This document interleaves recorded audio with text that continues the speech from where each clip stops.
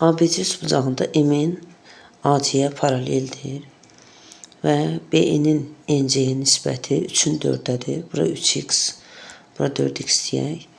AM-in AB-yə nisbəti, əgər deməli burada paralel olduğu üçün uyğun bucaqlar bərabərdir. Deməli biz oxşarlıq əlamətindən BB oxşarlıq əlamətini tətbiq edə bilərik.